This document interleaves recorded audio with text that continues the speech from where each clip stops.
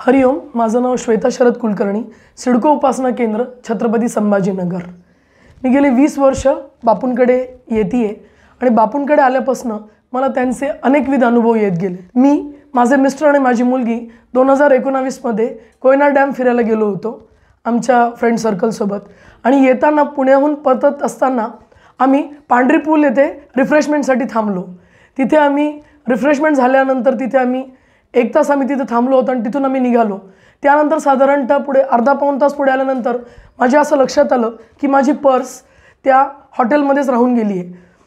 त्या माझ्या पर्समध्ये थोडी कॅश होती, माझे क्रेडिट कार्ड, डेबिट कार्ड, माझं आधार कार्ड आणि पॅन कार्ड माझं पर्समध्ये होतं। त्यामुळे मी खूप डिप्रेस झाले की आता मला माझी पर्स परत मिळेल की नाही। मी बापूंचा धावा सुरू केला। माझ्या मिस्टरांचा बापूंवर तेवढा विश्वास नाही आहे, त्यामुळे ते मला म्हणाले की आता तुला तुझी पर्स मिळणं शक्यच नाही आहे। पण ते म्हणाले की जर खरंच बापू सर्वसमर्थ असतील तर ते तुझी पर्स तुला कसंही करून परत मिळवून देतील। परंतु माझा मात्र माझ्या बापूंवर ठाम विश्वास होता। मी बापूंना साथ घालायला सुरुवात केली। आम्ही तिथे पोहोचलो हॉटेलमध्ये आणि तिथे आम्ही विचारल्यावर तिथल्या हॉटेलच्या मालकानं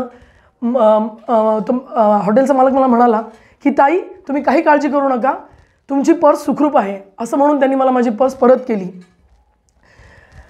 आपण बापूंना घातलेली साथ बापू तत्क्षणी ऐकतात आणि त्याच्या कृपेचा प्रवाह आपल्यापर्यंत येऊन कसा पोहोचतो याची अनुभूती देणारा हा अनुभव आहे। तू दयेचा अपार सागर, तू करुणेचे भाव सरोवर, तुझी या चरणी नित्य नमितो, वंदन तुझं अनिरुद्धा। हरिओम, श्रीराम, अंबज्ञ।